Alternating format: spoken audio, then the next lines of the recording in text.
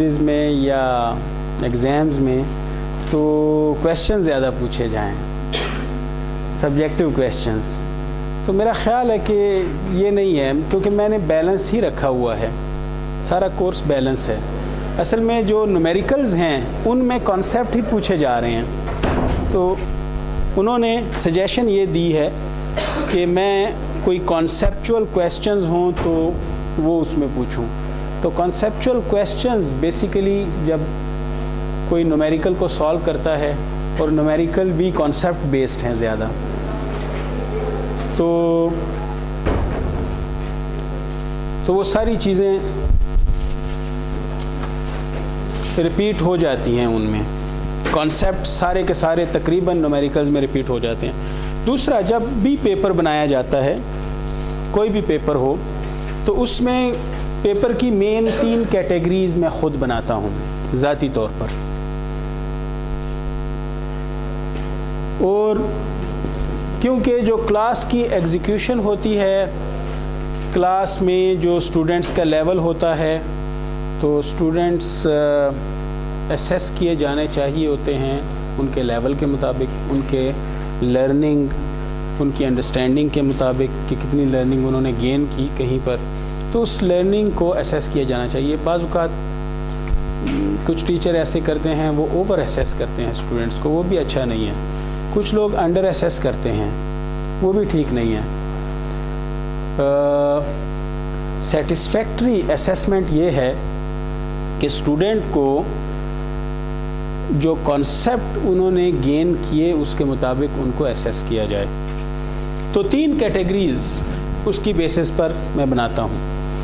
Course का ज़्यादा जो हिस्सा होता है, ज़्यादा यानी 40% पार्ट, वो मेजर नॉलेज की बेसिस पर होता है। इसमें कॉन्सेप्ट कम मगर ओवरऑल कोर्स की ब्रेड्थ ज़्यादा पूछी जाती है। तो आपको कुछ बड़े इजी से क्वेश्चन भी मिलते हैं। तो वो इसलिए हैं ताकि अगर किसी ने, यानी किसी का लेवल ऐसा है कि वो कॉन्सेप्ट्स प्रॉपर वे से या तो उसने पिक कर लिए मगर वो उनको प्रेजेंट नहीं कर सका पेपर में, तो उसे असेसमेंट से बाहर ना रखा जाए, उसे यकसर 0 से मल्टीप्लाई ना किया जाए, क्योंकि वो पार्ट रहा उसका रहा। और दूसरा ये कि जो कंटेंट्स हैं हमारे कोर्स के, यानी ब्रेड्थ नॉलेज उसने गेन किया, तो उसको उसका वेटेज मिलना चाहिए।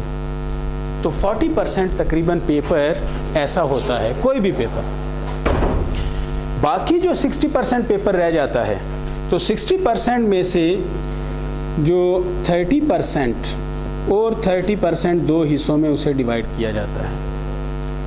ये 30% उनके लिए है कि जो मेन कंसेप्चुअल स्टडी है क्लास की, और इसके बाद थोड़ा सा अगले लेवल की लर्निंग है, तो वो हम यहाँ एक्सपेक्ट करते हैं। तो 30% ऐसे क्वेश्चंस होते हैं जो मीडियोकर्स के लिए हैं, मीडियोकर स्टूडेंट्स के लिए। ये वो लोग हैं जो बी के अराउंड, यानी बी नेगेटिव, बी या सी प्लस, इसके अराउंड वो ग्रेडर हैं, ग्रेड लेते हैं। तो ये उस लेवल की स्टडी के। जो तीसरा लेवल है वो है उनके लिए कि जिनका हमने यानी बी प्लस, ए नेगेटिव या ए डिसाइड करना है। ये वो स्टूडेंट हैं। इसमें चैलेंजिंग क्वेश्चंस होते हैं ताकि हम उनमें से डिफरेंशिएट कर सकें कि किसको ए देना है, किसको ए नेगेटिव देना है, किसको बी प्लस पर लेके आना। बी प्लस इन दोनों के दरमियान लिंक है, बी प्लस ग्रेड। ए नेगेटिव और ए ग्रेड यहाँ लाई करता है। चैलेंजिंग को अगर सॉल्व करेगा इन क्वेश्चन, इस पार्ट्स को, तो वो पहुँच जाएगा उधर। तो बी प्लस यहाँ तक, और ये सी से ये जो रेंज है ये मीडियोकर्स के लिए है। और ये वाली जो रेंज है तो ये बेसिकली सी नेगेटिव और सी। तो अगर सी नेगेटिव किसी का नहीं आता तो फिर इसका मतलब है वो इस रेंज में भी नहीं है, तो उसे दोबारा रिपीट करना चाहिए इस कोर्स को, क्योंकि अगर वो रिपीट नहीं करता तो उसका एनफ नॉलेज नहीं है कि वो इस नॉलेज को लेके फील्ड में जाए, क्योंकि हमारा तो अप्लाइड नॉलेज है। हम कौन सा शेर व शायरी या इल्म अदब और इस तरह की चीज़ें वो डिस्कस करते हैं कि शायद वो किसी और तरफ कोई एब्स्ट्रैक्ट किस्म का आर्ट कर ले, ठीक है ना, क्योंकि जिसको सीधा आर्ट समझ में नहीं आता तो एब्स्ट्रैक्ट आर्ट शायद अपनी उसकी कोई इनोवेशन हो। तो ऐसा नहीं है, ये तो अप्लाइड नॉलेज है। अप्लाइड नॉलेज आपने गेन किया, उसे फील्ड में अप्लाई करना है आपने, या अगर फील्ड में अप्लाई नहीं करना तो और आप जैसे स्टूडेंट्स होंगे उन पर आप जाके अप्लाई करेंगे, तो जहाँ भी आप अप्लाई करेंगे वहाँ पर फिर उसका इफ़ेक्ट नज़र आएगा। तो ये अगर वहाँ कहीं भी अप्लाई करते हैं तो इफ़ेक्ट सबके लिए ख़तरनाक होगा, तो फिर हम उनको रोक देते हैं, हम कहते हैं वो ना जाएं ये फील्ड लेके। तो बेहतर ये है कि उसे एक F ग्रेड देकर फिर दोबारा रिपीट करवाएं। ये एक स्ट्रेटजी है, ठीक है, ये मेरी अपनी स्ट्रेटजी है। तो इसके मुताबिक मैं ग्रेडिंग करता हूँ और इसके मुताबिक ग्रेडिंग होनी चाहिए, ठीक है। तो ये तो वो हुआ, ये सिर्फ उस आंसर एक दो स्टूडेंट, मेरा ख्याल 2 हैं या 3 स्टूडेंट हैं, तो उन्होंने ये लिखा है कि यानी स्टूडेंट से मैं शायद ज़रा ज़्यादा एक्सपेक्ट करता हूँ। नहीं, मैं इतना ज़्यादा भी कुछ एक्सपेक्ट स्टूडेंट से नहीं करता, यानी बहुत ज़्यादा लेवल एक्सपेक्ट नहीं करता। मैं वही लेवल एक्सपेक्ट करता हूँ जो मैं टीच करता हूँ, और फिर उसमें से जो लर्निंग ऑब्जेक्टिव होता है वो मैं एक्सपेक्ट करता हूँ, क्योंकि लर्निंग ऑब्जेक्टिव मीट होने चाहिए। अब लर्निंग ऑब्जेक्टिव इन 3 कैटेगरीज में मीट होते हैं, according to your pick power, according to your built in knowledge. कुछ ऐसा नॉलेज होता है जो बिल्ट इन है, मसलन FSC आप करके वो सारा नॉलेज इस कोर्स में यूज़ हो रहा है, जो मैट्रिक से ऑनवर्ड या मिडल से इवन ऑनवर्ड जो आप पढ़ रहे हैं वो सारा यहाँ यूज़ हो रहा है। जब आप पेपर देने बैठते हैं तो वो सारा नॉलेज किसी ना किसी फॉर्म में यूज़ हो रहा होता है, तो वो आपका बिल्ट इन नॉलेज है। उसको अभी मैं ना चेंज कर सकता हूँ इस कोर्स के ज़रिए, ना उसमें शायद कुछ ऐड कर सकता हूँ। हाँ, ये जो टॉप अप नॉलेज इस कोर्स की लर्निंग ऑब्जेक्टिव्स के मुताबिक मैं जो दूंगा तो उसको मैं असेस करूँगा। तो फिर बिल्ट इन नॉलेज और आपका जो पिक पावर है उसकी बेस पर आपको 3 हिस्सों में डिवाइड किया। तो इस 3 हिस्सों के अपने अपने ऑब्जेक्टिव्स रखे हैं, ठीक है। आप उनमें से किसी हिस्से में भी फॉल करते हैं तो आप कोशिश करें। यानी मैं तो खुद ज़ाती तौर पर पर्सनली तो मैं ये चाहूँगा कि सारे के सारे स्टूडेंट यहाँ तक पहुँचें। ये क्वेश्चन हर कोई करेगा, ये अगर ये पार्ट कोई भी नहीं करता तो शायद वो फिर नहीं उतरता उस कुछ किसी में भी। तो फिर ये पार्ट यानी मीडियोकर्स करेंगे, कुछ लोग शायद इसमें इस पार्ट का कुछ हिस्सा कर पाएँ, फिर इनमें से कुछ स्टूडेंट यहाँ पहुँचे। तो इसलिए एज अमूमन कम होते हैं, पूरी क्लास का ए नहीं आता। क्लियर हो गया? कोई क्वेश्चन अगर कोई करना चाहता है इसमें? और वैसे ज़ाती तौर पर मैं ये चाहता हूँ कि सारे टीचर इसके मुताबिक वो ग्रेड करें ताकि एक स्टैंडर्ड डेवलप हो।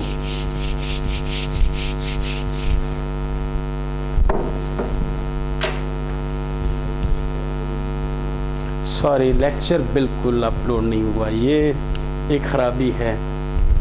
तो इसका मतलब ये नहीं कि ये उसका पार्ट नहीं होना चाहिए क्विज़ का क्योंकि क्विज़ में अभी काफ़ी दिन हैं, आज ये अपलोड हो जाएगा इंशाल्लाह, बल्कि मैं इसको अपलोड करके ही जाऊंगा, मैं राइट अवे घर नहीं जाऊंगा।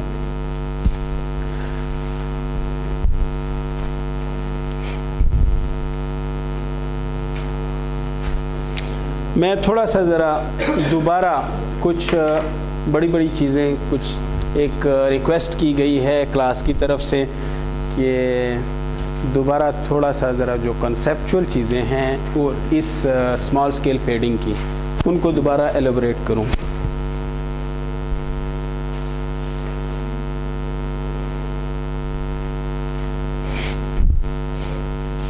तो सबसे पहले जो फेडिंग का कॉन्सेप्ट है, small scale fading can be termed as fading, क्योंकि जो लार्ज स्केल फेडिंग है that is basically the path loss. तो स्मॉल स्केल फेडिंग को हम दो हिस्सों में डिवाइड कर देते हैं, दो टाइप्स में कैटेगराइज उसे कर देते हैं। एक हिस्सा वो कि जो डिले स्प्रेड पर बेस्ड है, यानी the fading of which delay spread is the main cause. तो उसका जो इफ़ेक्ट है वो इंटरसिम्बल इंटरफेरेंस की सूरत में मौजूद है, और intersymbol interference means frequency selective fading, जहां फ्रीक्वेंसी पर सिलेक्टिविटी आती है। तो बेसिकली आइडियली तो चैनल को ऐसी ही बैंडविड्थ देनी चाहिए कि जिन हिस्सों में हम ऑपरेट कर रहे हैं, यानी BS है, तो चैनल को उन सब हिस्सों में हमें इक्वल गेन प्रोवाइड करना चाहिए, इक्वल गेन। और अगर वो यूनिटी के साथ हो तो और अच्छी बात है। तो इक्वल गेन यानी जितने भी फ्रीक्वेंसी कंपोनेंट हमारे हैं, जो सिग्नल्स हैं on different frequencies ranging from F1 to F2, ये सारे frequency components they should pass through the channel with equal gain and linear phase. Linear phase जैसे साइन वेव में अगर फेज चेंज हो रहा है तो लीनियरली चेंज हो रहा है, कोई नॉन लीनियर बिहेवियर नहीं है। मगर इसकी निस्बत अगर सडनली कुछ ये चेंज होता है फिर यकदम चेंज होता है तो वो नॉन लीनियर फेज चेंज होगा।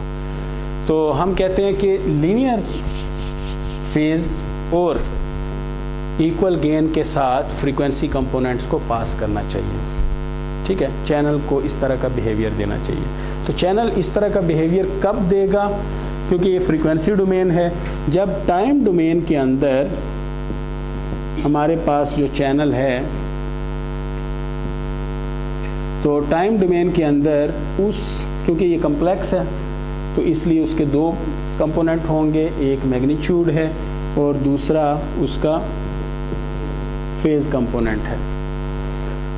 तो फेज उसका लीनियर, इसका मतलब है कि फेज में कोई एडिशन नहीं हो रही, तो फेज ज़ीरो हो गया, यानी चैनल अपनी तरफ से कोई फेज उसमें ऐड नहीं कर रहा, कोई डिले नहीं दे रहा। In other words no delay, no delay then no phase shift, phase change. ठीक है, और अगर वो अटेनुएट भी नहीं कर रहा और सबको एक जैसी नज़र से देख रहा है, इसका मतलब है कि H mod इक्वल टू 1 हो जाएगा। ठीक है, ऐसा जो चैनल होगा तो उसका इम्पल्स रिस्पांस टाइम डोमेन में हमारे पास क्या होगा? मसलन received signal would be equal to x और इसका convolution with h plus n।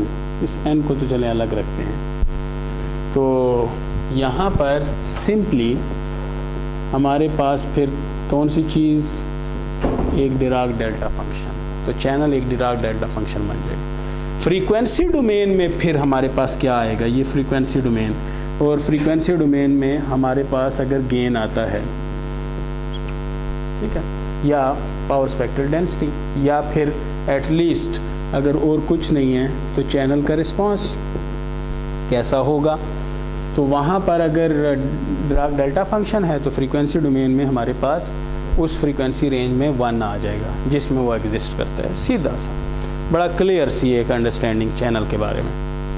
ठीक है, हम ये चाहते हैं, मगर एग्जैक्ट ऐसा नहीं होता, क्योंकि जब मल्टीपाथ, एक सेकंड मल्टीपाथ ऐड हो जाता है रिसीवर साइड पर सिग्नल के अंदर, रिसीव्ड सिग्नल के अंदर, तो बेसिकली सेकंड मल्टीपाथ कुछ डिले के साथ होता है। तो वो ऐसे सिग्नल में ऐड होता है कि जो शॉर्टेस्ट पाथ से गया होता है, तो उसमें जब एक डिलेड वर्जन उसका ऐड होता है तो ये वाला हिस्सा नो डिले वाला नहीं रहता, यानी ये सारी बात जो है ये नलिफाई हो जाती है। तो फिर हमारे पास कुछ ना कुछ फेज होगा, यानी डिले होगा, some delay. If there is delay then there would be phase change. Phase change होगा. और अगर इतना डिले बढ़ जाए कि उतनी देर में और सिग्नल्स भी पहुंच जाएं, इसका मतलब है सिंबल आपस में मिक्सअप भी हो जाएंगे. और जब सिंबल मिक्सअप हो जाएंगे, जब डिले आएगा, तो जब डिले आएगा अब हमारे पास ये चाहे 1 भी रहे, मगर यहाँ से ये शो हो रहा है कि अब ये डिराक डेल्टा फंक्शन नहीं रहेगा, बल्कि इसमें एक शिफ्ट आएगा.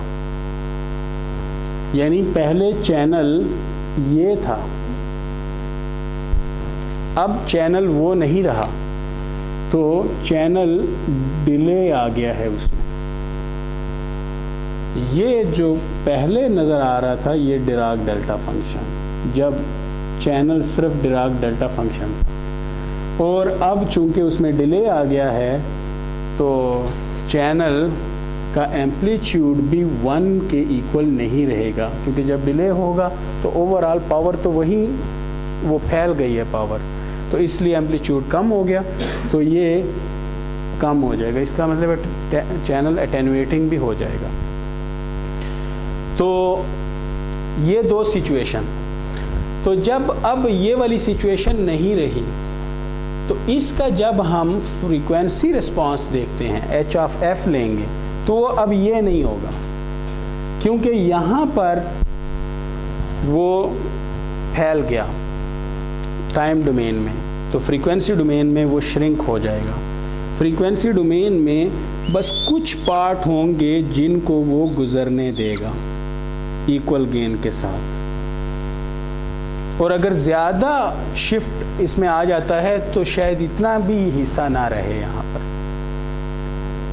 इसका मतलब है कि अब अगर आपने जो BS रखी हुई है, जो बैंडविड्थ रखी हुई है, तो चैनल जिस बैंडविड्थ को गुजरने दे रहा है वो तो कम हो गई, तो लाजमी बात है ये वाले हिस्से हमारे ये कट ऑफ हो जाएंगे. ठीक है, तो ये कट ऑफ हो जाएंगे. और यहाँ पर दूसरी बात कि इक्वल गेन तो आएगा ही नहीं, तो यहाँ फ्रीक्वेंसी सिलेक्टिविटी आ गई. किसी फ्रीक्वेंसी पर ज़्यादा गेन, किसी फ्रीक्वेंसी पर कम गेन मिल रहा है, तो फ्रीक्वेंसी सिलेक्टिविटी आ गई. तो इस फ्रीक्वेंसी सिलेक्टिविटी को हम इंटरसिम्बल इंटरफेरेंस कहते हैं, यानी डाटा का आपस में मिक्सअप हो जाना. ठीक है, इस सारे का जिक्र ये शुरू वाली लाइंस में मौजूद है कि frequency separation eight which 2 frequency components of transmitted signal undergo independent attenuation. मसलन इसकी अपनी attenuation हो रही है, इसकी अपनी हो रही है. फ्रीक्वेंसी कंपोनेंट्स वो इंडिपेंडेंटली अटेनुएट हो रहे हैं. पहले क्या था कि वो इक्वल गेन के साथ अटेनुएट हो रहे थे, अब वो नहीं रहा, अब इंडिपेंडेंट हो गए. ये तो इंटरसिम्बल इंटरफेरेंस. पहले हम सिर्फ इसी को स्टडी करते हैं, दूसरे पार्ट को बाद में स्टडी करेंगे. तो इंटरसिम्बल इंटरफेरेंस की बेसिस पर हम 2 हिस्सों में डिवाइड कर देते हैं. एक को ये वाला पोर्शन देखें, ये वाला पोर्शन कि जब फ्लैट फेडिंग है, यानी इक्वल गेन मिल रहा है, तो फ्लैट फेडिंग कि जब हमारी BS भी उतनी ही हो जाए जितनी चैनल की कोहेरेंस बैंडविड्थ है, जो चैनल प्रोवाइड कर रहा है बैंडविड्थ, तो फिर तो फ्लैट फेडिंग होगी. फ्लैट फ्रीक्वेंसी फ्लैट फेडिंग, यानी no distortion for some typical frequency components. सारे फ्रीक्वेंसी कंपोनेंट्स इक्वल गेन के साथ फ्रीक्वेंसी फ्लैट. मगर अगर BS ज़्यादा होगी इस BC से, कोहेरेंस बैंडविड्थ से, तो फिर क्या होगा, इसको तो चले फ्लैट मिल गई मगर इनको डिफरेंट गेन मिला इन फ्रीक्वेंसी कंपोनेंट्स को. इसलिए हम कहते हैं कि इस केस में फिर क्या होगा, फ्रीक्वेंसी सिलेक्टिव फेडिंग. यानी फ्रीक्वेंसी की सिलेक्शन हुई for the fading procedure, for the fading phenomena, कि इसको ज़्यादा फेड करना है, इसको कम फेड करना है, सिलेक्शन हुई। ठीक है, तो 2 हिस्सों में हमने उसे डिवाइड किया। तो इसको तो मैंने डिटेल में बता दिया था कि कैसे कंपोनेंट आपस में यानी इंटरसिम्बल इंटरफेरेंस होता है और फ्रीक्वेंसी कंपोनेंट को डिफरेंट सिलेक्शन फिर मिलती है। तो दूसरा हमने इसको भी डिस्कस कर लिया था कि एवरेज और स्टैंडर्ड डेविएशन हमने डिले की कैसे मालूम, क्योंकि डिले की इसलिए मालूम करनी है क्योंकि डिले पर ये सारा प्रोसीजर डिपेंड करता है, ये सारी डिज़ाइनिंग डिपेंड करती है। हम डाटा रेट या फिर बैंडविड्थ को डिज़ाइन नहीं कर सकते जब तक हमें इसका नॉलेज ना मिले कि चैनल हमें कितनी बैंडविड्थ दे रहा है। तो चैनल की बैंडविड्थ के लिए हमने डिले स्प्रेड को डिस्कस करना है। तो इसकी दो तीन डेफिनेशंस, तो इसकी डेफिनेशन किसकी बेसिस पर थी कि हमारे पास जो रिसीव्ड एनवेलप मिल रहा है उसका कोरिलेशन का लेवल कितना है। अगर उसकी कोरिलेशन का लेवल मसलन 90% या अबव हम रखना चाहते हैं तो फिर तो इसकी बड़ी टाइट बैंड डेफिनेशन होगी कि बिल्कुल जहाँ पर डिस्टॉर्शन बिल्कुल रिलैक्स नहीं की जाएगी। तो 1/50 सिग्मा टॉ ये एक रूल ऑफ थंब है, यानी एग्जैक्ट फार्मूला तो है ही नहीं इसका। तो जो बिल्कुल एग्जैक्ट अगर हम कहते हैं 100% कोरिलेशन हो, क्योंकि इतना तो नॉइज़ कोरिलेट कर देता है, यानी वो डी कोरिलेट कर देता है, नॉइज़ डिस्टॉर्ट करता है। तो अगर हम कहते हैं 100% कोरिलेशन हो तो वो तो एग्जिस्ट ही फिर नहीं करता। तो वो तो फिर क्या होगा कि हमारे पास वो बैंडविड्थ मौजूद ही नहीं होगी, ज़ीरो होगी, 1/∞ ज़ीरो हो जाएगा। ठीक है, मगर कुछ ना कुछ कोरिलेशन। तो अगर 90% correlations are considered good correlation for the signal estimation at the receiver side, तो 90% correlation low bit error rate के साथ, तो ये एक अच्छा वो क्राइटेरिया है। फिर कोरिलेशन का लेवल वो अगर 50% एंड अबव हो तो फिर काफ़ी रिलैक्स डेफिनेशन है, क्योंकि सिग्नल की मैचिंग सेटिस्फैक्ट्री लेवल पर की गई है।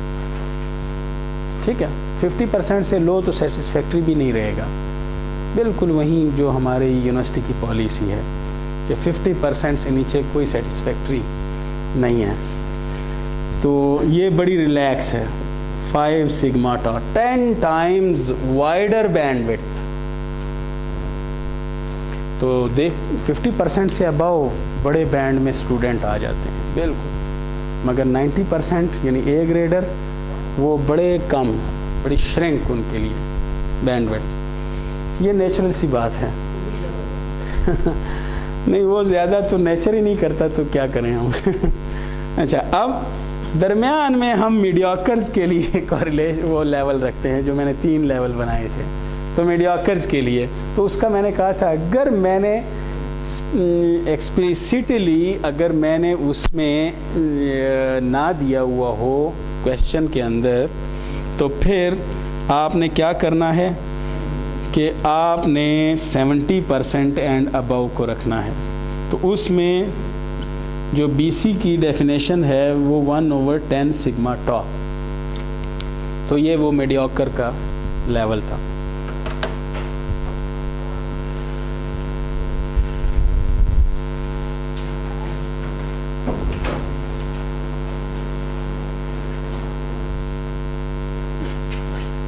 तो ये हमने डिस्कस किया था कि डिले स्प्रेड उन एरियाज़ में ज़्यादा मौजूद होता है कि जहाँ पर हमें डाटा रेट भी हाई चाहिए, और इसीलिए यानी हर उस बंदे को ज़्यादा प्रॉब्लम आती है कि जिसने तेज़ चलना हो, गिरने के शिद्दत के साथ गिरने के चांसेस भी उसी के ही होते हैं। प्रॉब्लम्स भी उन्हीं एरियाज़ में मौजूद हैं जहां हमें तेज़ डाटा रेट चाहिए, यानी अर्बन एरिया में 3 माइक्रोसेकंड से ज़्यादा का डिले स्प्रेड है या standard deviation of the delay spread है। तो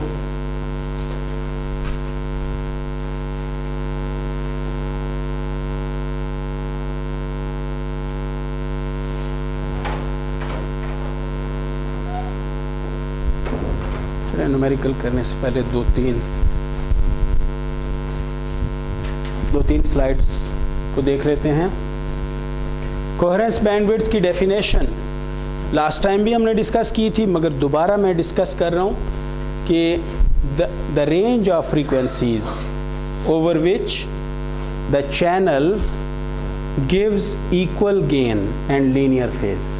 बस सीधी सी डेफिनेशन, ठीक है। कोहेरेंस बैंडविड्थ, ये वो बैंडविड्थ है। तो बाकी कोरिलेशन का फंक्शन जहाँ पर हाई होगा वो रीजन, क्योंकि जहाँ सिलेक्टिविटी होगी वहाँ तो इंटरसिम्बल इंटरफेरेंस होगा, तो कोरिलेशन वहाँ हाई तो हो ही नहीं सकता। एनवेलप की कोरिलेशन यानी ट्रांसमिटेड सिग्नल और रिसीव्ड सिग्नल की कोरिलेशन वहाँ अच्छी नहीं हो सकती। कहाँ अच्छी हो सकती है?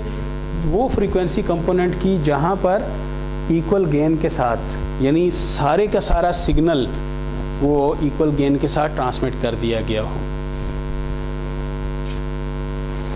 तो now for no intersymbol interference, if we don't want intersymbol interference at the receiver side, or if we need frequency flat channel, then the transmission rate R should be lower or equal to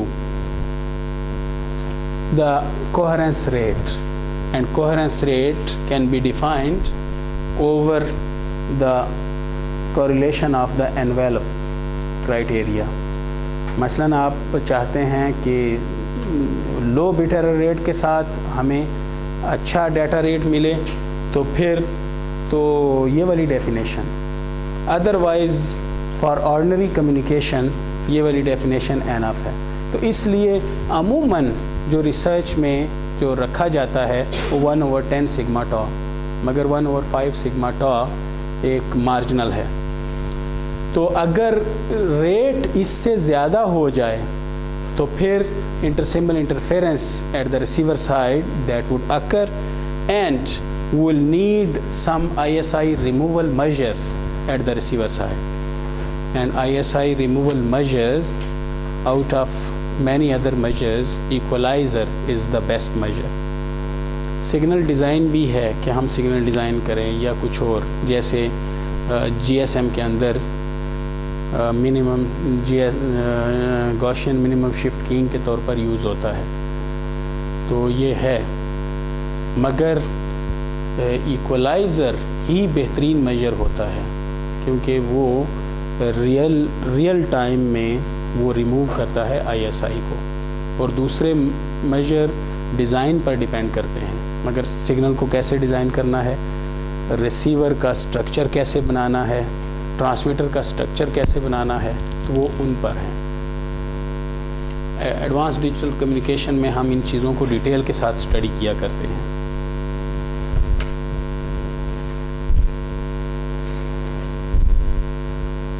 तो वही दो definition दोबारा repeat हुई हैं यहाँ पर कि अगर सिग्नल की बैंडविड्थ वो चैनल की बैंडविड्थ से, और चैनल की कौन सी बैंडविड्थ, जो कोहेरेंस बैंडविड्थ है, अगर उससे ज़्यादा है तो फ्रीक्वेंसी फ्लैट फेडिंग होगी, और फ्रीक्वेंसी अगर फ्लैट फेडिंग होगी तो हमें इक्वलाइज़र की ज़रूरत नहीं होगी। तो थोड़ा सा ये ज़रा ये डिस्कस करने वाला है। तो इस डायग्राम से फिर आपको ज़रा चीज़ें आसानी के साथ याद आ जाया करेंगी, और आसान सी एक विजुअलाइजेशन है।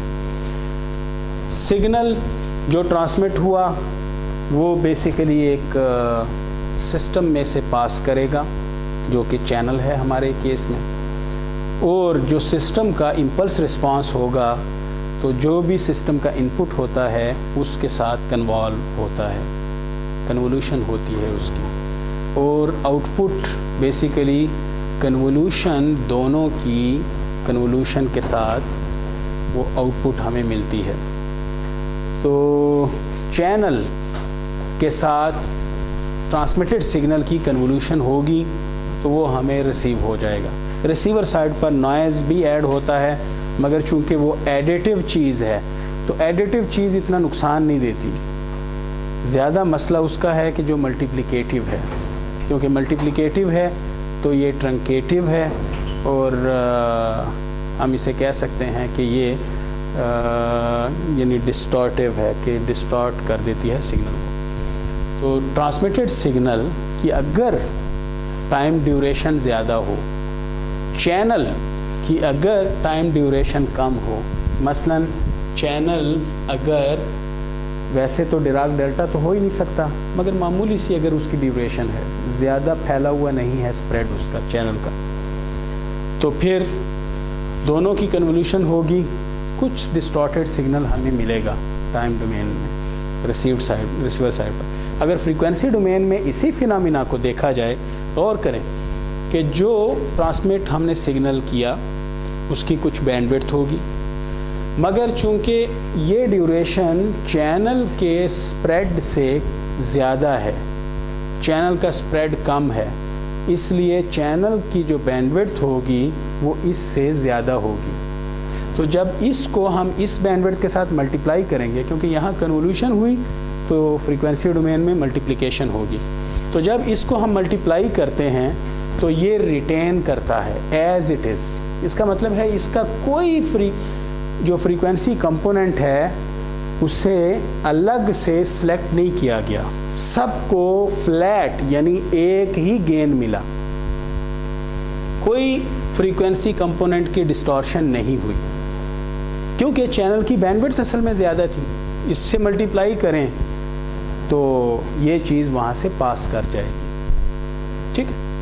इसकी बजाय अगर आप इस फिनोमिना को ज़रा इस तरह देखें, सिग्नल की जो ड्यूरेशन है टाइम डोमेन में तो वो कम है, क्योंकि हमारा डाटा रेट हाई है, तो डाटा रेट हाई होगा तो सिग्नल ड्यूरेशन कम होगी। चैनल स्प्रेडेड, ज़्यादा स्प्रेड है चैनल का, यानी बड़ा स्प्रेड है चैनल का, तो उसका स्प्रेड ज़्यादा है, और दोनों की अगर कन्वोल्यूशन होगी तो कोई डिस्टॉर्टेड सिग्नल तो होगा ही, मगर ज़्यादा जब सिग्नल डिस्टॉर्ट होगा तो चूंकि इसका स्प्रेड ज़्यादा है, तो जिसका स्प्रेड ज़्यादा होता है उसकी शेप ज़्यादा वो इख्तियार करेगा सिग्नल। अब क्योंकि जब आप कन्वॉल्व करते हैं तो अगर नंबर ऑफ, यानी अगर आप डिजिटल सिग्नल प्रोसेसिंग के पॉइंट ऑफ व्यू से मैटलैब की तरफ चले जाएं, लीनियर सिस्टम थ्योरी में भी आपने पढ़ा होगा कि अगर नंबर ऑफ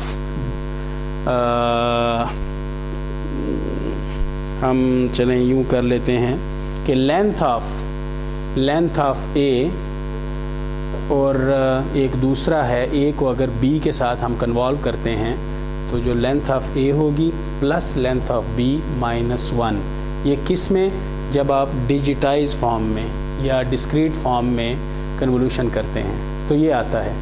अब अगर हमारे पास लेंथ ऑफ ए वो 2 है और लेंथ ऑफ बी हमारे पास 10 है, तो 2 और 10 ऐड हो के कितने हुए, 12, 12 में से एक हमने निकाल दिया तो 11।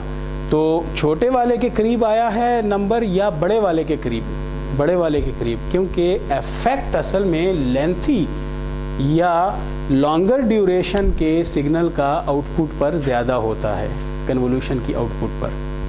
तो इसलिए इस केस में चैनल का उस पर ज़्यादा इफेक्ट होगा सिग्नल पर, मगर फ्रीक्वेंसी डोमेन में कन्वोल्यूशन नहीं है, मल्टीप्लिकेशन है। तो मल्टीप्लिकेशन को अगर देखें तो ये टाइम डोमेन में ये ज़रा श्रिंक है सिग्नल, तो फ्रीक्वेंसी डोमेन में स्प्रेड इसका बड़ा होगा।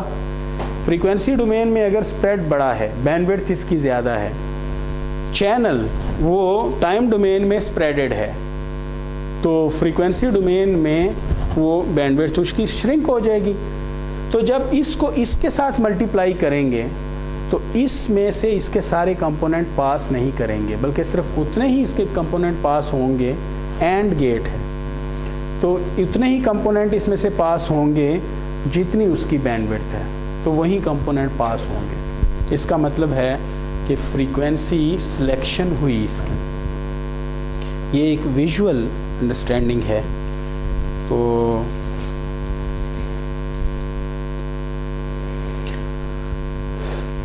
अब इस नॉलेज को जो हमने ये थ्योरेटिकली गेन किया है, इसको हम कोई डिज़ाइन प्रॉब्लम में ज़रा डिस्कस करते हैं। तो इसलिए मैं कहता हूँ कि न्यूमेरिकल बेसिकली कहीं और से नहीं आते, उन्हीं थ्योरेटिकल कॉन्सेप्ट्स पर बेस करते हैं।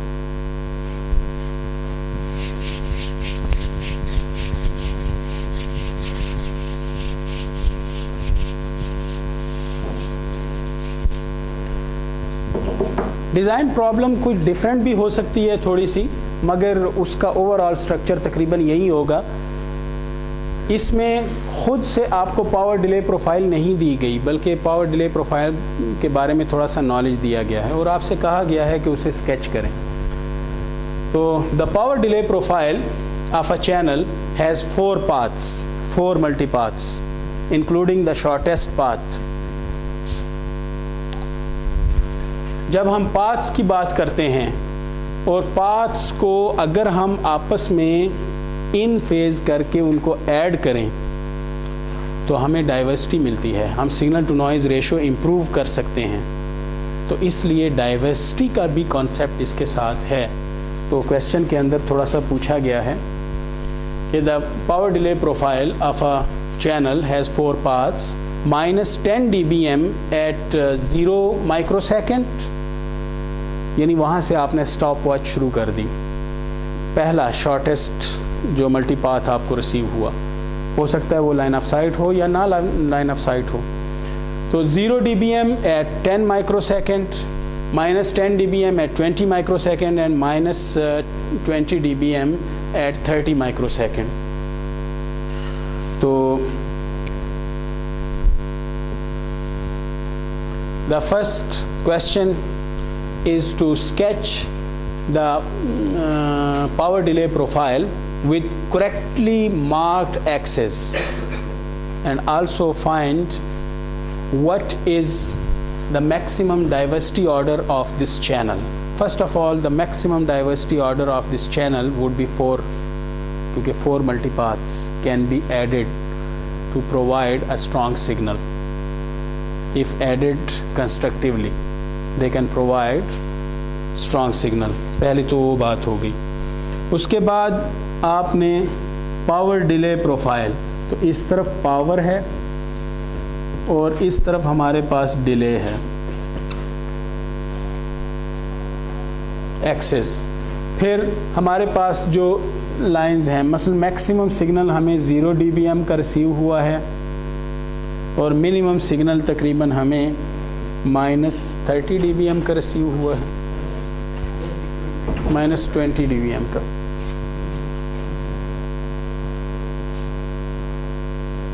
और टाइम हमारे पास 0 है और इसके अलावा 30 माइक जी। तो माइक्रो सेकंड आप अलग से यूनिट के तौर पर लिख सकते हैं।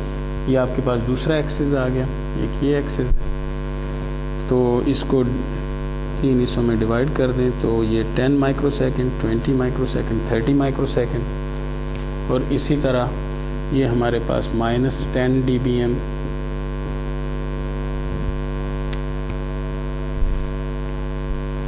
तो पहला जो मल्टीपाथ है -10 dBm at 0 microsecond, 0 microsecond पर -10 dBm।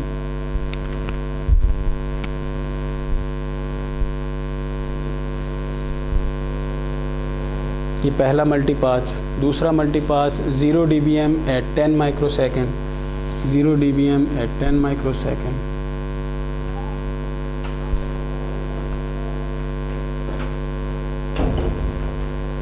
उसके बाद -10 dBm एट 20 माइक्रोसेकंड।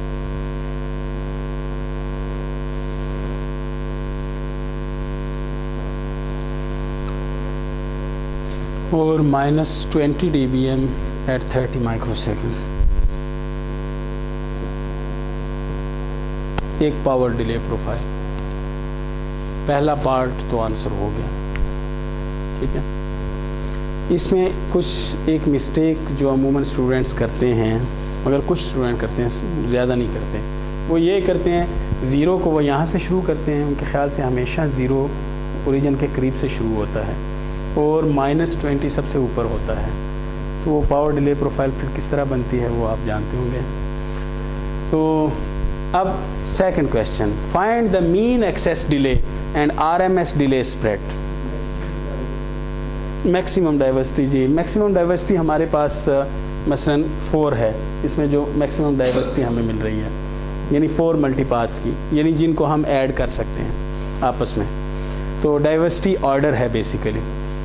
वैसे तो डाइवर्सिटी ऑर्डर मसलन मैक्सिमम से कम हम कोई भी यूज़ कर सकते हैं। मसलन 3 मल्टीपाथ्स को भी ऐड करने वाला यूज़ कर सकते हैं, 2 मल्टीपाथ को ऐड करने वाला यूज़ कर सकते हैं। सिंगल मल्टीपाथ इसमें से कोई भी हम यूज़ कर सकते हैं, जैसे GSM में यूज़ किया जाता है। GSM में कोई मैक्सिमम रेशो कंबाइनिंग या ऐसी कोई टेक्निक नहीं है डाइवर्सिटी की, सिर्फ जो स्ट्रॉन्गेस्ट मल्टीपाथ होता है उसे यूज़ किया जाता है, ठीक है। मगर 3G CDMA में 3 मल्टीपाथ्स या 3 फिंगर का अगर रिसीवर है, रेक रिसीवर, तो रेक रिसीवर डाइवर्सिटी यूज़ करता है, टाइम डाइवर्सिटी, यानी सिग्नल्स को टाइम डोमेन में कंबाइन करके ऐड करता है।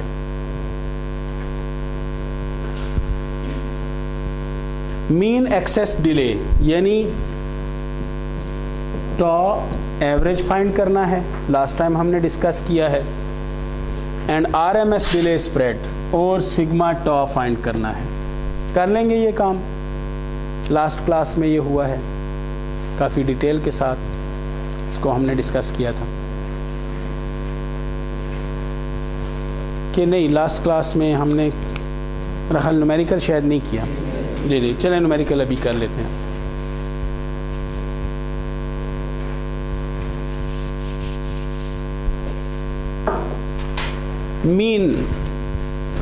मीन वैल्यू तो हमारे पास कैसे आएगा, क्योंकि मीन या तो कॉन्टिन्यूस हो, तो चूँकि ये डिस्क्रीट डाटा है तो डिस्क्रीट डाटा के लिए हम समेशन यूज़ करेंगे और हमारे पास जितनी भी पावर है, लास्ट टाइम मैंने डिस्कस किया था इसको, किसी भी ith टॉ के अगेंस्ट जो पावर है और ith टॉ के साथ उसे मल्टीप्लाई करेंगे डिवाइडेड बाय टोटल पावर।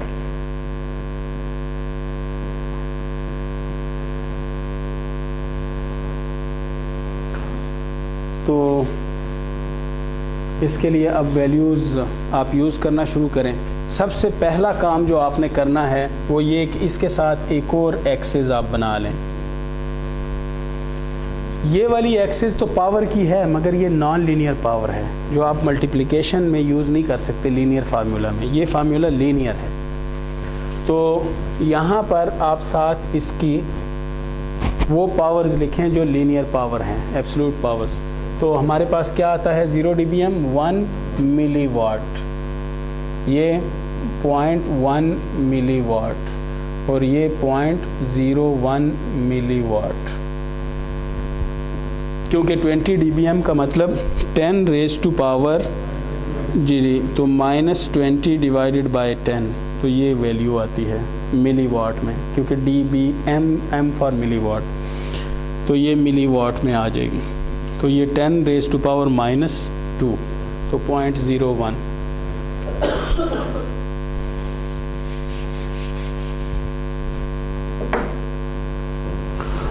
अब वही टॉ एवरेज, तो देखें पहला जो मल्टीपाथ है ये 0 वाला मल्टीपाथ, तो 0.1 milliwatt, 0.1 milliwatt multiplied by 0 plus add up होता जाएगा, तो ये 1 मिलीवाट, तो ये मिलीवाट सब टर्म्स में मौजूद है, इसलिए मैं इसे कॉमन ले जाता हूँ।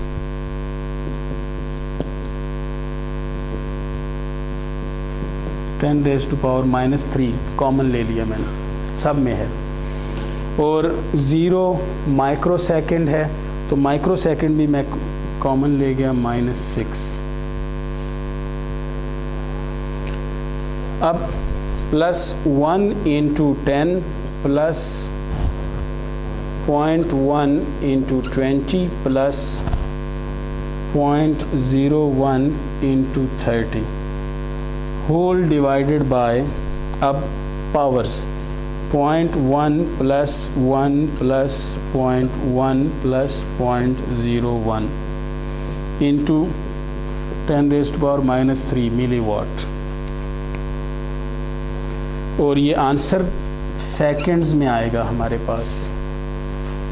तो ये दो वैल्यूज़ कैंसिल हो गई, मिलीवाट मिलीवाट कैंसिल हो गया, तो हमारे पास जो बाकी वैल्यू रही, कैलकुलेटर लेके आया करें। उसका फ़ायदा ये होगा कि एग्ज़ाम के दिन आप उसकी प्रैक्टिस कर सकेंगे।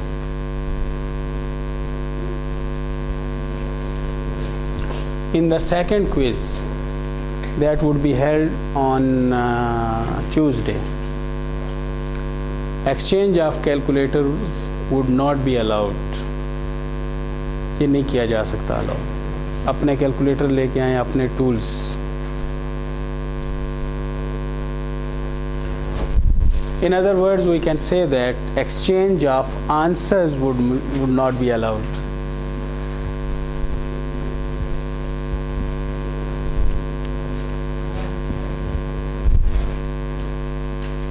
क्योंकि कल तक हम भी स्टूडेंट ही थे। जी जी 10.1 माइक्रोसेकंड, 10.1 माइक्रोसेकंड्स, ये हमारे पास आंसर आ गया। अब जो दूसरा है, देखें टा स्क्वायर का एवरेज लेना, तो सब कुछ यही है। एवरेज बिल्कुल वैसे ही टोटल पावर के साथ डिवाइड करना या टोटल अकरेंसेस के साथ डिवाइड करना, वो एवरेज होता है। तो बाकी सब कुछ वही, सिर्फ ये वाली टर्म स्क्वायर हो जाएगी। Just to go to the second order statistics, तो सेकेंड ऑर्डर स्टैटिस्टिक्स, ताकि अगर कोई वैल्यू छोटी वैल्यू है वो ज़्यादा छोटी हो जाए, बड़ी वैल्यू सिग्निफिकेंट हो जाए। तो इसमें हमारे पास देखें, यहाँ पर स्क्वायर, यहाँ पर स्क्वायर है, यहाँ पर स्क्वायर है, यहाँ पर स्क्वायर, बाकी सारी टर्म्स वही हैं, और यहाँ पर 10⁻⁻12 और यहाँ पर स्क्वायर आ जाएगा।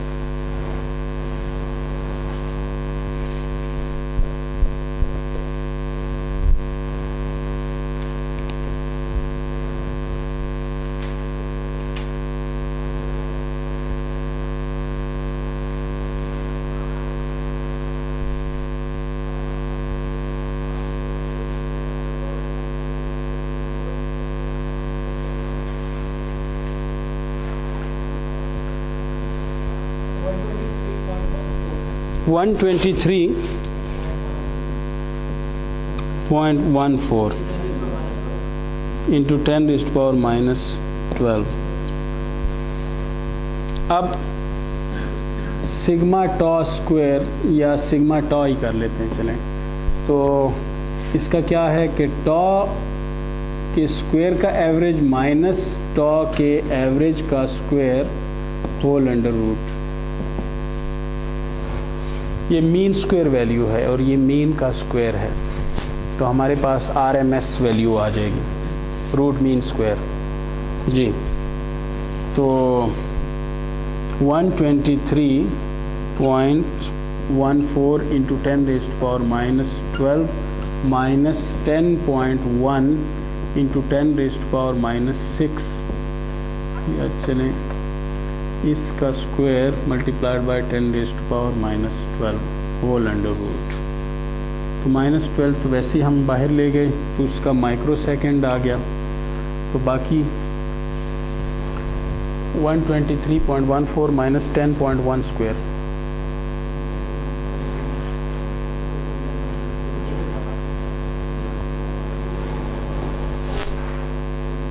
और उसका अंडर रूट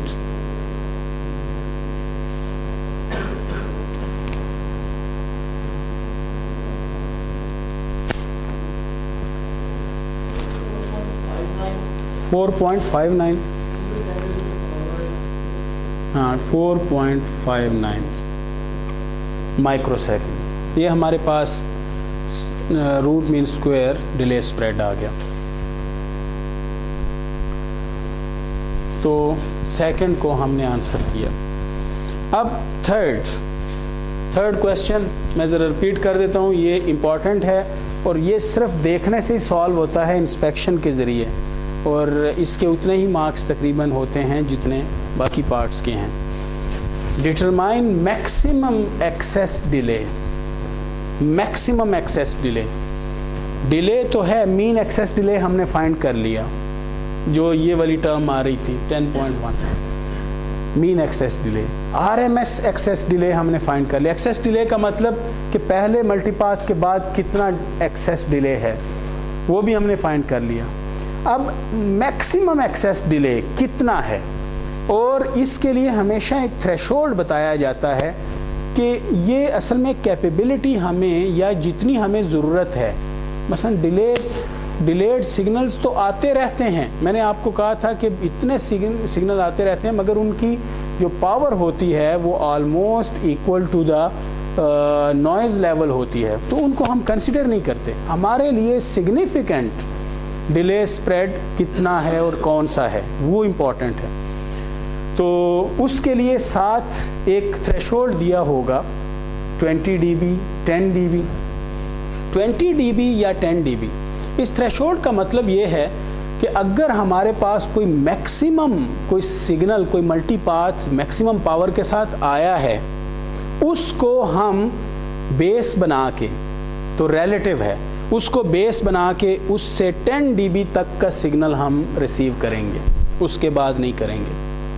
ठीक है ना, हमने एक लाइन लगा दी, क्योंकि कहीं तो लाइन आप लगाएंगे, अदरवाइज तो मल्टीपाथ तो मिलते ही रहते हैं। तो उतने हमारे लिए सिग्निफिकेंट हैं, उतने हमारे लिए अगर हम कोई डाइवर्सिटी की टेक्निक यूज़ करना चाहते हैं तो उसमें भी सिग्निफिकेंट हैं, और अगर हम कोई डिज़ाइन करना चाहते हैं अपने लिए कोई एक रिसीवर तो उसमें भी उतने ही सिग्निफिकेंट हैं, उससे ज़्यादा नहीं। तो मैक्सिमम एक्सेस डिले के लिए सबसे पहले तो आप मैक्सिमम फाइंड करेंगे, तो एक लाइन आप लगा देंगे मैक्सिमम पर। तो हमारे पास यहाँ पर मैक्सिमम की जो लाइन है वो इस वक्त यहाँ पर है, ये एक लाइन हमने लगा दी। अब इस मैक्सिमम से 10 dB जितना बताया गया हो उतना आप नीचे उतरें और एक और लाइन लगा दें, ये आपकी थ्रेशोल्ड लाइन होगी। तो 10 dB नीचे है तो हम -10 dB पर एक थ्रेशोल्ड लाइन लगा देते हैं। अब आप आखिर से जितनी आपको प्रोफाइल दी गई है उसके राइट से आखिर से आप देखना शुरू कर दें कि किसको हमने अब रखना है या किसको नहीं रखना। बिल्कुल वैसे ही जैसे एक टीचर देखता है कि आखिर से शुरू करता है कि अब कितनों को मैंने पास करना है और कितनों को मैंने वो बीच में से, तो पास करने वाले वो हैं जो सिग्निफिकेंट हैं, तो आखिर से देखना है, ये याद रहे। यहाँ से नहीं देखना, राइट साइड से यानी लेफ़्ट साइड से, क्योंकि लेफ़्ट साइड से तो टाइम शुरू होता है, वहाँ तो पता ही नहीं है कि अब कितना आएंगे। तो आखिर में जितने आ चुके हैं अब उनकी बेसिस पर हमने देखना है। एक पावर डिले प्रोफाइल हमारे पास बन गई है, बाकी को बस राइट ऑफ करना है। तो देखना शुरू करें कि कौन से वो सिग्नल हैं, कौन से मल्टीपाथ हैं जिनकी पावर इस थ्रेशोल्ड तक है या उससे ज़्यादा है, उतनी है या उससे ज़्यादा है। अगर उससे कम है तो वो राइट ऑफ हो जाएगा, वो उसमें कंसिडर नहीं होगा। तो क्या ये वाला मल्टीपाथ है उसमें? ये नहीं है। उसके बाद अगला मल्टीपाथ है, हाँ वो क्राइटेरिया पर पूरा उतरता है। तो इसका सीधा सीधा आंसर कि 20 microsecond is the maximum excess delay. Maximum excess delay of this power delay profile is 20 microsecond. जी जी वैसे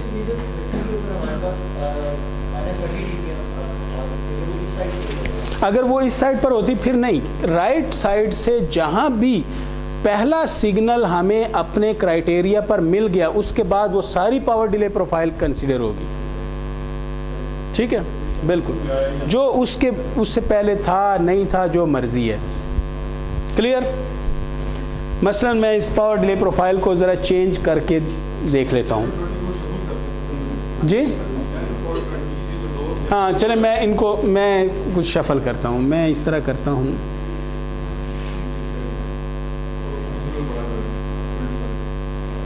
चलें उसको भी हम बड़ा नहीं करते बल्कि इसको और नीचे ले आते हैं। ये -30 dBm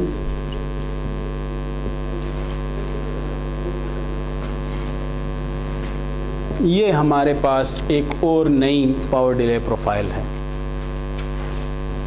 ठीक है, इसमें वही क्राइटेरिया है 10 dB वाला। अब लाइन हम पहली कहाँ लगाएंगे मैक्सिमम की?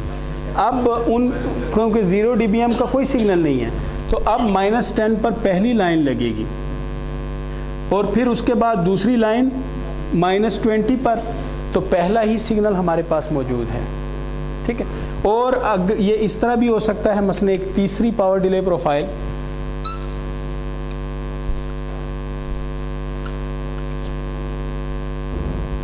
तो ये है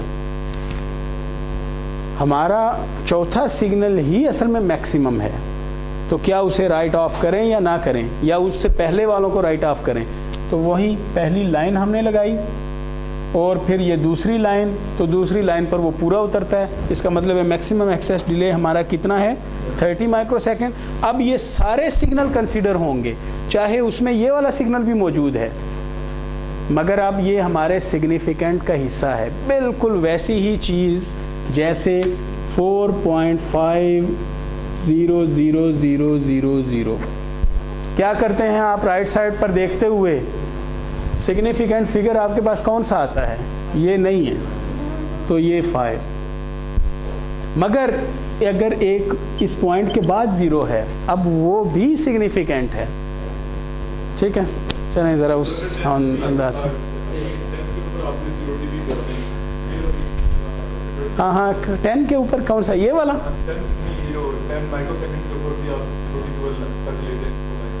हाँ हाँ, तो कुछ भी इससे तो कोई फ़र्क ही नहीं पड़ेगा ना, क्योंकि असल में आपने ये दूसरी लाइन को देखना है, ये चाहे जहाँ भी हो। मगर अगर ये यहाँ पर आ जाता है, यहाँ पर आ जाता है, फिर कुछ सिचुएशन यानी, मगर फिर भी ये आ जाता है ये वाला, तो अब ये वाली लाइन ये 10 dBm पर आ जाएगी और जो दूसरी लाइन है तो वो यहाँ पर आ जाएगी। अब भी ये वाला सिग्निफिकेंट है, तो इसलिए ये 30 ही है। मगर अगर ये 20 dBm पर ये चला जाए तो फिर ये सिग्निफिकेंट नहीं है। ठीक है, फिर कौन सा होगा? फिर ये भी नहीं है, तो फिर ये खुद ही होगा, तो फिर 10 माइक्रोसेकंड हो जाएगा। अगर हमें अगर हमें एक मल्टीपाथ बहुत ही ज़्यादा पावर के साथ मिलता है कि कोई दूसरा मल्टीपाथ उसके करीब ही नहीं पहुंचता, इसका मतलब है वही सिग्निफिकेंट है। उससे पिछले वाले अगर हैं वो भी सिग्निफिकेंट होंगे, मगर उससे अगले वाले नहीं होंगे। जी क्वेश्चन, सॉरी।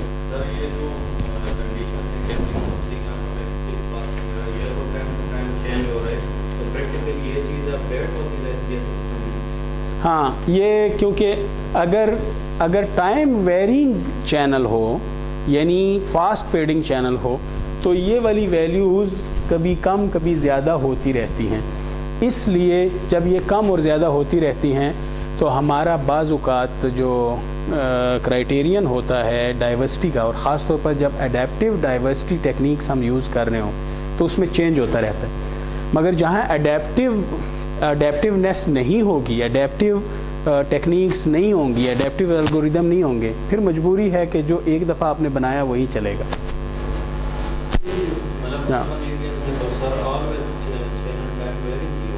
नहीं, हमेशा टाइम वेयरिंग नहीं होता। यानी अगर मूवमेंट्स ना हो या बहुत लो मूवमेंट्स हो, लो मोबिलिटी हो, तो टाइम वेयरिंग सिचुएशन नहीं रहती। एक दफ़ा आपने बना दिया वो काफ़ी होता है।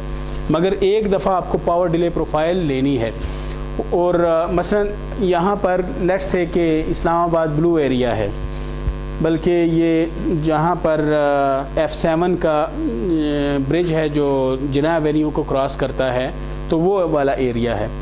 अब जिसने अगर कोई 2 साल पहले पावर डिले प्रोफाइल उसकी बनाई थी उस एरिया की, अब वो चेंज होगी क्योंकि वहाँ और बिल्डिंग्स बनी हैं, पावर डिले प्रोफाइल चेंज हो जाएगी। मगर time varying with respect to the time नहीं होगी, क्योंकि ज़्यादा मोबिलिटी अगर नहीं है वहाँ पर। तो यानी जो पावर डिले प्रोफाइल है वो स्कैटरिंग ऑब्जेक्ट्स, रिफ्लेक्टर्स, ये जो बिल्डिंग्स हैं, हाई राइज स्ट्रक्चर्स, इन पर डिपेंड करती है। तो प्रोपेगेशन एनवायरनमेंट पर डिपेंड करती है, ठीक है। तो फिज़िकल प्रोपेगेशन चैनल पर डिपेंड करती है, और इसी की मदद से फिर हम डाटा रेट जो अचीव किया जा सकता है उस एरिया में, तो उसे थ्योरेटिकली फाइंड करते हैं, और फिर फाइंड करते हैं कि क्या हमें इक्वलाइज़र की ज़रूरत है या नहीं है। हर मोबाइल पर इक्वलाइज़र लगाने की रिसीवर पर ज़रूरत है, ट्रांसमीटर पर जो रिसीवर होता है यानी ट्रांसीवर पर, बेस स्टेशन पर, तो वहाँ पर लगाने की ज़रूरत है हमें या नहीं। तो इससे वो चेक किया जाता है, और अगर हमने हाई डाटा रेट कितना अचीव कर सकते हैं without the use of equaliser, तो ये सारे डिज़ाइनिंग प्रोसीजर्स हैं, मेजर्स हैं। मगर पाकिस्तान में ज़्यादा इस तरह की डिज़ाइनिंग पर काम नहीं किया जाता, क्योंकि वेंडर्स हमारे पास नहीं हैं। हमारे तो बने बनाए जो कुछ भी आता है इक्विपमेंट तो बना बनाया होता है, वो किसी एनवायरनमेंट के लिए टेस्ट किया गया होता है बाहर के। हमारे अपने एनवायरनमेंट में वो ज़्यादा उसके अकॉर्डिंग्स में नहीं होता।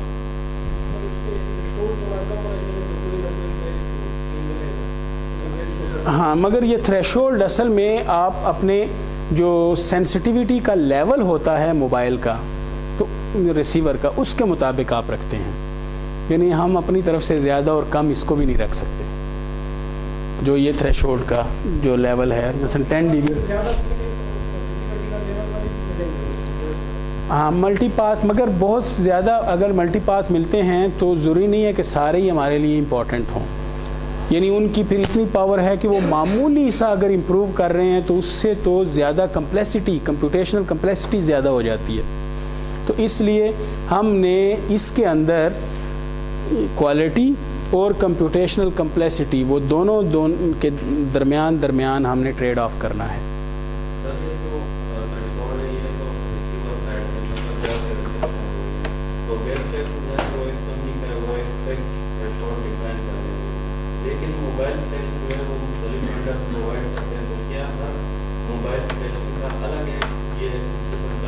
नहीं, ये तो स्टैंडर्ड वाइज सेट किया जाता है, स्टैंडर्ड वाइज सेट किया जाता है। वैसे थ्रेशोल्ड का जो लेवल है वो टेम्परेचर सेंसिटिव भी होता है।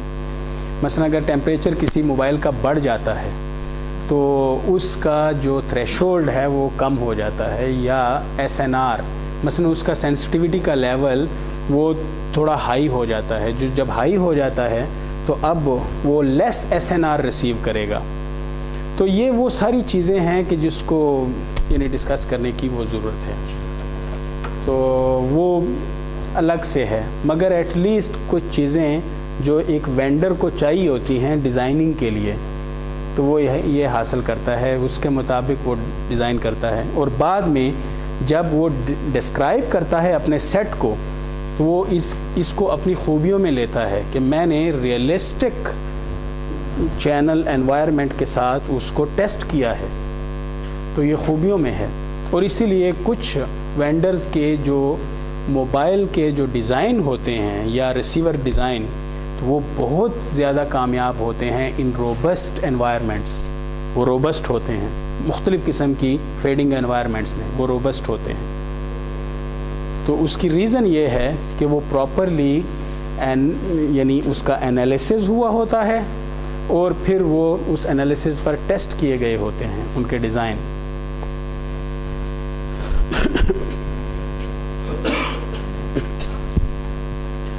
तो मैक्सिमम एक्सेस डिले किसी भी सिचुएशन में आप फाइंड कर लेंगे। इसके बाद equaliser, if equaliser is required, ये आपको खुद से कंडीशन दे दी गई है, वरना ज़रूरी नहीं है खुद से कंडीशन दी जाए। मसलन इस तरह भी ये क्वेश्चन पूछा जा सकता है, जैसे ये क्वेश्चन पूछा गया है कि इफ़ 50% और मोर correlation level is required at the receiver side, then calculate the maximum symbol rate that is supported without an equalizer। तो इस तरीके से भी कि if an equalizer is required whenever symbol duration TS is lesser than 5 sigma tau, तो ये आपको खुद ही कंडीशन दे दी गई, यानी आपको अलग से कोहेरेंस रेट नहीं फाइंड करना।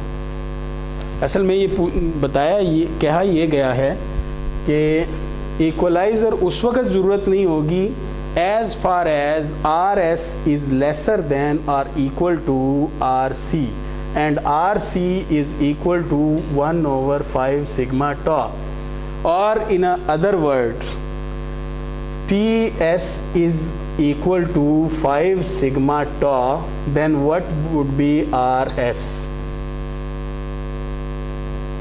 तो ये सारी बातें की गई हैं उसमें। देखें, TS सिंबल ड्यूरेशन को अगर इतना हम रखते हैं या इससे लेसर होता है तब हमें ज़रूरत नहीं होती, या यानी अगर लेसर हो जाए तो ज़रूरत पड़ती है, अगर इक्वल या ग्रेटर रहे तो तब ज़रूरत नहीं होती। इसका मतलब है कि RC से RS जब तक लेसर रहे या इक्वल रहे RC से, तब हमें इक्वलाइज़र की ज़रूरत नहीं होती, फ्रीक्वेंसी फ्लैट होता है। मगर जैसे ये ग्रेटर दैन होगा तो इक्वलाइज़र की ज़रूरत पड़ेगी। तो इनका जो देखें, ये RS क्या है, 1/TS, तो ये लेसर दैन ये 1/5 सिग्मा tau आ जाएगा। RC 5 सिग्मा tau के बराबर है। तो इसी चीज़ को देखें, फिर इस तरह हम लिख सकते हैं, ग्रेटर दैन और इक्वल टू 5 सिग्मा tau। तो जब इक्वलाइज़र की ज़रूरत नहीं होती, अदरवाइज़ इक्वलाइज़र की ज़रूरत होती है। तो अब इस कंडीशन में आप मैक्सिमम सिंबल रेट फाइंड करें that can be achieved without the use of an equaliser. तो यानी जब सिंबल ड्यूरेशन कम होगी तो इक्वलाइज़र रिक्वायर्ड होता है, जब सिंबल ड्यूरेशन इससे बढ़ जाएगी इक्वलाइज़र रिक्वायर्ड नहीं होगा। इसका मतलब है फाइंड करें कि वो कौन सी सिंबल ड्यूरेशन है जिस पर इक्वलाइज़र रिक्वायर्ड नहीं होता। तो सीधी सी बात, इक्वल कर दें, तो इस पर रिक्वायर्ड नहीं होगा। तो जब इस पर रिक्वायर्ड नहीं, इससे ज़्यादा पर तो रिक्वायर्ड नहीं होता, मगर लोएस्ट कौन सी वैल्यू है, ये वाली। तो फिर RS फाइंड कर लें 1/TS के ज़रिए। तो सबसे पहले TS is equal to 5 sigma tau। Sigma tau हमारे पास कितना आया है, 4.05 माइक्रोसेकंड। तो TS किसके बराबर हो जाएगा, 5 into this value in microseconds. कितना आता है आपके पास, ये 20.25 यही आता है माइक्रोसेकंड्स, और 1/this value would be in mega symbols per second, 0.04। तो हम इसको ऐसे भी कह सकते हैं कि RS is equal to 40 0.04 mega symbols पर सेकंड, तो ये 40 मेगा सिम्बल्स पर सेकंड, किलो सिम्बल्स पर सेकंड.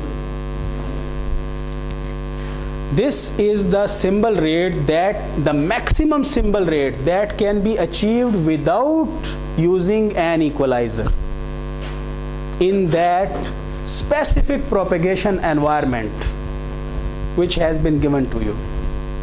हो सकता है किसी और environment में ज़्यादा symbol rate achieve हो सकता हो, इसलिए ये environment specific किस्म की डिजाइनिंग है.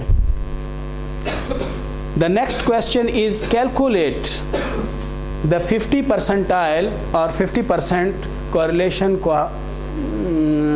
कोहेरेंस बैंडविड्थ या 90% कोरिलेशन कोहेरेंस बैंडविड्थ.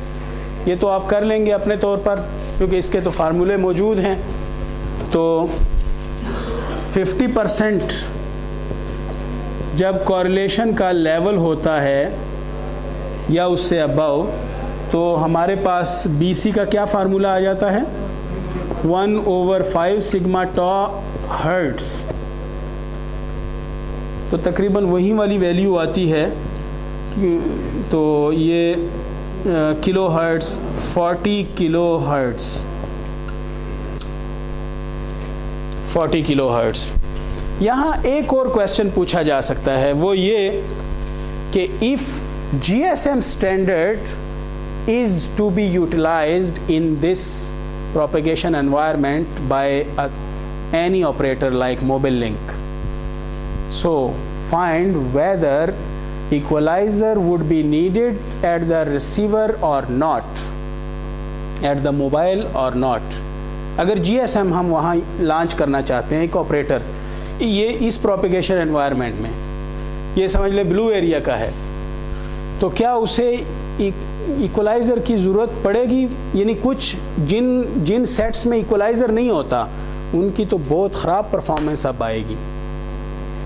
अब तो खैर सारे सेट्स में इक्वलाइज़र आता है जो जब हम डिजिटल सिग्नल प्रोसेसिंग की बात करते हैं, मगर कुछ ऐसे वेंडर्स हो सकते हैं जो चीप सेट फ़रोख्त करें, तो वो बाकी जगहों पे तो चल जाएं मगर इस जगह पे ना चले.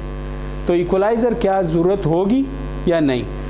अब हमारे पास कोहेरेंस बैंडविड्थ कितनी आई है, 40 किलो हर्ट्स, और GSM की बैंडविड्थ कितनी होती है, 200 किलो हर्ट्स. तो BS is equal to 200 kilo hertz in GSM. So as BS is greater than BC, an equalizer would be needed because this shows a frequency selective fading environment.